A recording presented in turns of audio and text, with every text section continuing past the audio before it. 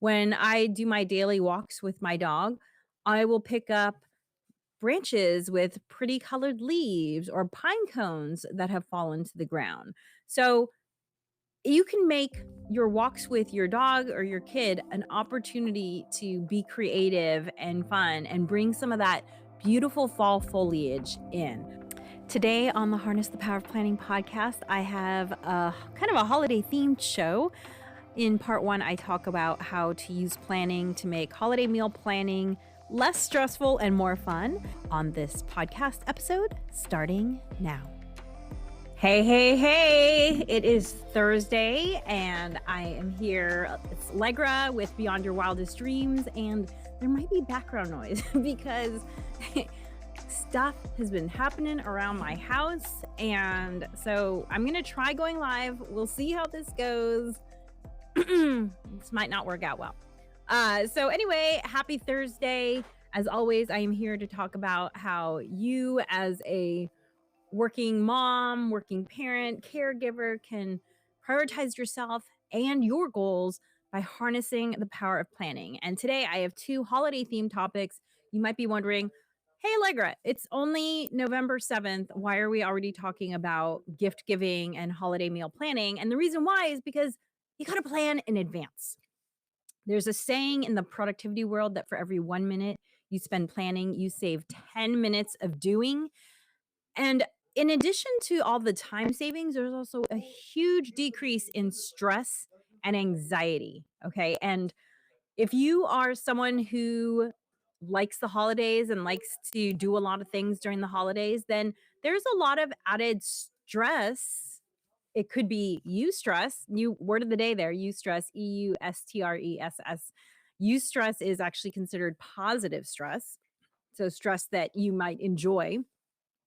So maybe it is eustress, which is, kind of lights a fire under you and gets you excited, but it's still a mental load. And my goal is to help you enjoy the holidays for yourself, not just enjoy doing it for others, but for you to enjoy it for yourself. And the way you do that is through planning. So, I have two topics for you today. The first one, we're going to talk about holiday meal planning. And the second one, we're going to talk about gift giving.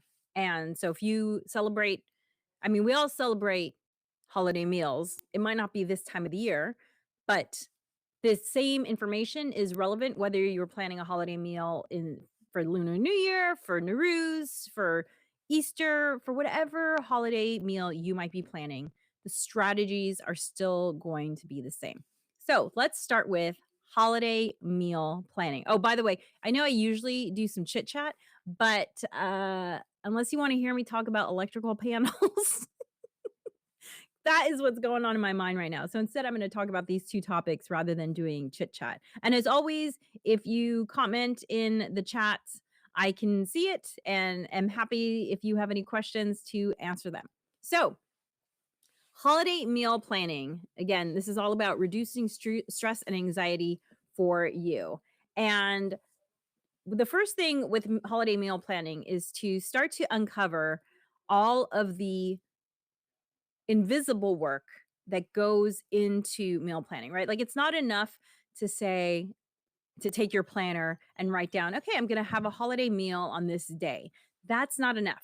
There's all of this stuff that leads up to the day itself. So, step one is to name that invisible work. So, first of all, obviously, you're going to have to go grocery shopping. And when I have a big celebratory meal that I'm planning, so if I'm having a dinner party of any kind, I tend to shop in at least 2 trips. And I just know that I'm gonna have 2 trips going in. I feel like it's even that little thing, that little knowing that you're gonna spend you're gonna go to the grocery store more than once actually helps reduce stress because then you're not like, "Oh, shoot, I forgot something." Nope, you're always gonna forget something. You're always gonna run out of something at home in the interim. So just know that you're gonna have to do 2 trips, okay? And I like to do the first trip 6 days before. So whenever your holiday meal is, go ahead and write down that day and then back up and say 6 days before, you're going to do your first grocery trip. And then 3 days before, you're gonna do your second trip. And that way, at least for me, that allows me to skip going grocery shopping on the weekend. So let's just talk about Thanksgiving specifically because that's the holiday meal coming up that I'm thinking about. So I put into my planner. So let's look at, I'm just going to flip to my planner right now. So Thanksgiving is on November 28th this year. So I am putting in my planner on November 22nd, the Friday before, I'm writing first grocery trip. And then on November 25th, I'm writing second grocery trip. And it's interesting because I actually go to different grocery stores for those 2 trips. For the first trip, the one happening on the 22nd, I don't know if you can hear all the noise going on around me. Hopefully you can. Hopefully my unidirectional microphone is doing its job. But on the 22nd, I go to the grocery store that's a little bit further away, but they have more things that I like. That's Sprouts. They have more products that I like, specialty products that I can't get anywhere else. Then on the 25th, I'm actually that Monday, I'll do my second grocery trip at Ralph's, which is closer to me and also has a great selection, but it doesn't have some of the specialty products that I like to get from Sprouts. So those are my 2 grocery trips. Now, I also the nice thing about doing most of my shopping on Friday and Monday is that it still gives me 2 days to go to the grocery store if I have any last minute emergencies. And I try to be done, done, done. So if I have a last minute emergency, I know that that's going to happen. That grocery store run's going to happen on the 19th. So baked in at least 2 grocery store days that give you enough room so that if you have to do a third emergency trip for that thing that you ran out of at the last minute, it can happen and not be stressful. I try to avoid the grocery store on Wednesday. Last year actually was I know for sure I was able to get all my grocery shopping done in just those 2 days, and I was so happy because I was like, "Woohoo, no grocery store for me on Tuesday or Wednesday. Phew." Okay, so that's the first thing. Then backing into that further, you have to think about, okay, so if you're hosting a meal, having people over, you're gonna have to think about setting up your table. And that could be something that you start doing. Like if I'm hosting people at my house, usually I'll start pulling stuff out around Friday so that I can just kind of do it in a leisurely way, setting up my table. And also that allows me to sort of like add and subtract things like decor pieces to the table. So that's something that I start doing again around that same day as the first grocery trip.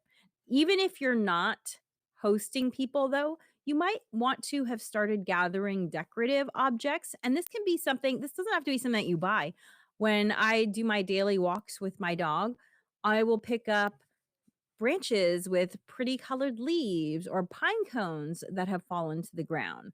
So you can make your walks with your dog or your kid an opportunity to be creative and fun and bring some of that beautiful fall foliage in. I love finding pieces. There are these big trees that grow on my street, and around this time of year, they're starting to have some red leaves, but most of them are still in the green yellow spectrum. And inevitably, the wind will knock some of those leaves down, and I will collect some green, some yellow, some red leaves, and I will put them in a vase, and that will be part of my decor.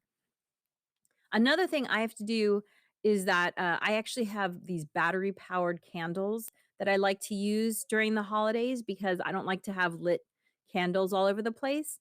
And I use rechargeable batteries. And so if I'm going to use those candles, I have to start recharging my batteries.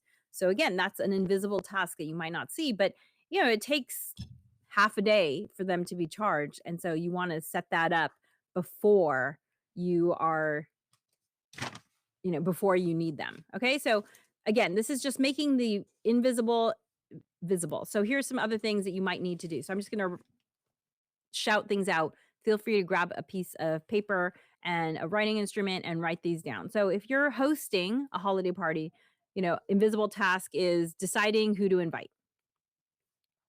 And that is something that you absolutely want to do immediately, right? If you're hosting people for Thanksgiving, then November 7th is a great time to decide who to invite. And, you probably need to invite them as soon as possible. So then you need to invite people.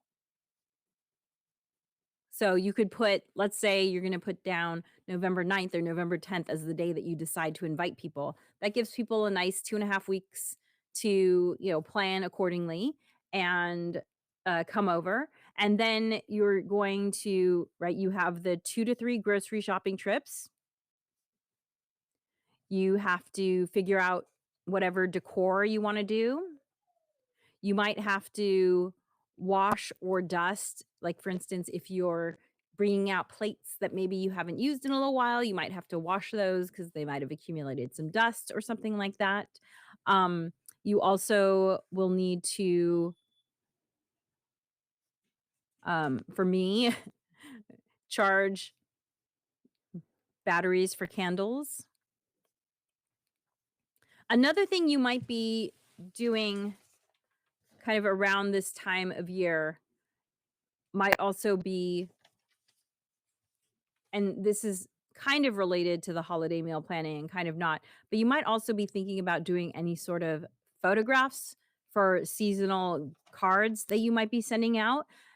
And sometimes the reason why I say it might be related to the holiday meal is because a lot of times what my family does is, because that's the day when we are all together with our extended family, we will see if we can get in touch with a photographer who's able to swing by and take photographs of us. And if not the day of Thanksgiving, it might be the day before, the day after, because the family's kind of gathered. So that's why I say that it might be related to holiday meal planning. And so yeah, if everyone's together, get a family portrait taken. Okay. And then the next thing you're thinking about when it comes to the holiday meal is the order of making things. So I like to prepare things, in advance as much as possible. So, for instance, if I have time the weekend before Thanksgiving, I actually might do some cookie baking, because cookies have a good shelf life. They can sit in an airtight container and they're still delicious. So that just kind of breaks it up. And then Wednesday morning, I will actually start doing things like boiling potatoes, because I like to make twice, I guess, twice cooked potatoes. So first I boil them, then I mash them and bake them. And so on Wednesday, I will actually boil the potatoes. I will then mash them and season them and put cheese across the top, and then I'll cover it and put it in the fridge. So it's essentially, it just needs to be baked, but I make it the day before. And then I will also make the popover batter. I like to make popovers for Thanksgiving. It's this bready concoction that's very eggy, and actually when you break it apart, it kind of looks like custard inside. In England, they actually have a similar type of bread that is called, oh, I'm going to blank on the name now. Does anyone know what it is? Oh, Yorkshire pudding. Yes, Yorkshire pudding.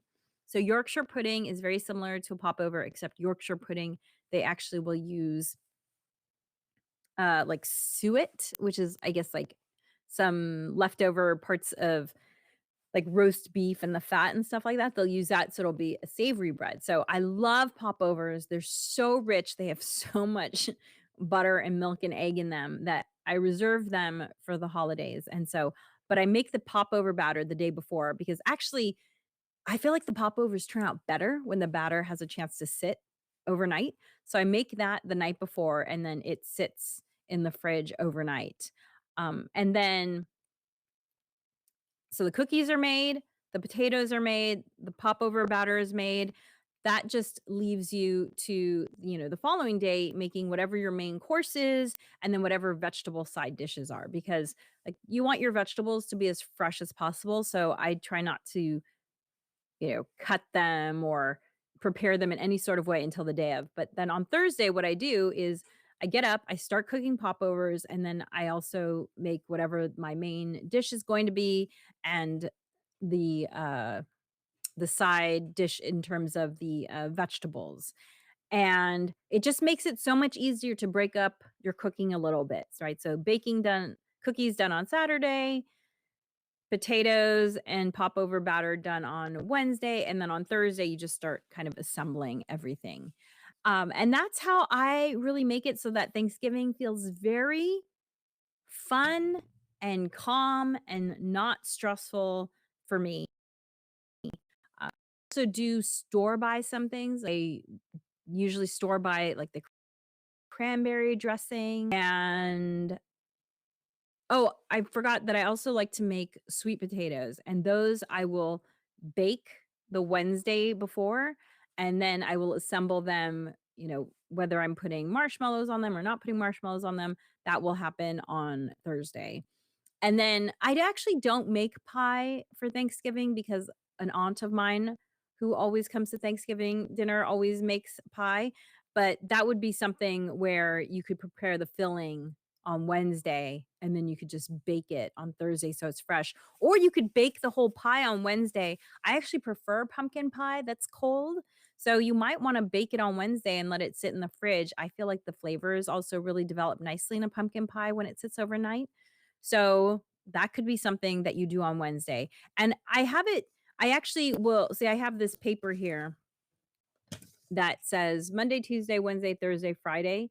And so when I have something big happening like a holiday meal, I will put what I'm doing. Actually, here's this other piece that I had already made where you can see, Wednesday, AM, make and bake cookies. So just to help break it down, because thinking about it in advance just helps to make it real for you. It helps to make your subconscious mind is working on it. And it just, brain science has shown that it decreases your stress when you write things down. So take advantage of that and write things down. And your holiday meal planning is going to feel so much easier. I'd love to know any tips or tricks you have for how you do your holiday meal planning. Please feel free to comment, even if you're watching the recording. I do get those comments. And one other thing to think about, I like to have table linens when we're having a nice meal. And my table linens all, when I wash them, I starch them, and then I hang them up to dry in, kind of folded a little bit. And so when they dry in that nice starched condition. And so I don't have to wash those in advance. But the nice thing about starching your linens, and when I starch my linens, what I do is I wash them and then I put them through an extra rinse cycle and I just put in a couple tablespoons of cornstarch and let it run through the rinse cycle. And that way it permeates the fibers. And the nice thing about that is not only will it give you a nice flat tablecloth if it dries properly, if it doesn't dry properly, you can iron it and you'll have a nice flat tablecloth. But the great thing about it is that the starch actually provides an extra layer of protection against staining.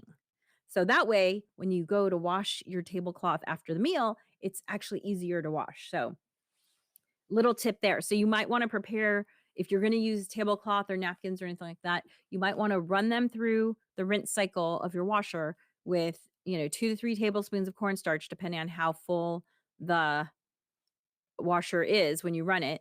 And it'll be much easier to clean them. And you'll get nice sharp corners when you iron them if you want to do that thing. If I have time, sometimes I will iron my napkins. If I don't have time, whatever. I'm not super picky about that. So, hopefully that helps you have a much calmer holiday meal, whatever you are celebrating this year. And of course, I'd love to hear your tips and tricks for keeping a holiday meal planning fun and sane. That is it for this week's podcast and videocast. I hope the audio was good. As I mentioned, there was some work happening here at my house, but hopefully it worked out well. And doing a little bit of planning now is going to set you up for success as the holidays start to roll on. And by the way, if you didn't take part in holiday, the holiday planning, we wrote this book called Rock Your Holidays: 3 Simple Steps to Having Fun While Getting Things Done. This is a comprehensive workbook. It'll take you about 45 minutes to go through it, and you will have a holiday plan. So, we did the workshop back in October.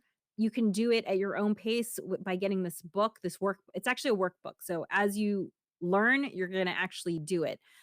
You can also, if you prefer to learn by video, if you go to bywdreams.com, at the very top, if you click on, at the very top, it says, "Are you ready for more fun and less stress this holiday season? Go here." We have a recorded 1-hour workshop that costs $11. So you can get that. Hold on, I can pop up the URL for that here. It is bywdreams.mailerpage.com/rockyourholidays. But again, as I mentioned, if you just go to bywdreams.com, and it's right at the very top. Rock Are you ready for more fun and less stress this holiday season? Go here. Just click on that, and you will go to the page where you can buy the $11 video class. So if you want to follow along on video, it's only $11. You can get that at bywdreams.mailerpage.com/rockyourholidays. Also, if you are interested in 2025 in really harnessing the power of planning, the wait list for our Harness the Power of Planning course is open, and you can find that at bywdreams.mailerpage.com/HPOP. That stands for Harness the Power of Planning. So mostly the same URL as the last one, except instead of Rock Your Holidays, it is HPOP. And you can sign up for our free waitlist there. We have not picked a day yet for the Harness the Power of Planning workshop, but it is a 2-day workshop. It costs $37. 2 days, 45 minutes each day, $37. If you go to that page, the bywdreams.mailerpage.com/HPOP, you will see exactly how HPOP is laid out. And so if you want to sign up for the wait list, it's totally free, but something to think about for 2025 if you're ready to, level up with your productivity, level up with your life design, level up with prioritizing yourself and your goals. Harness the Power of Planning. The course is the way to do it. Thank you so much for joining me. I will see you next week. And as always, dream wild, wild dreamers. Thanks for joining us for the Harness the Power of Planning podcast. Be sure to like and subscribe wherever you listen.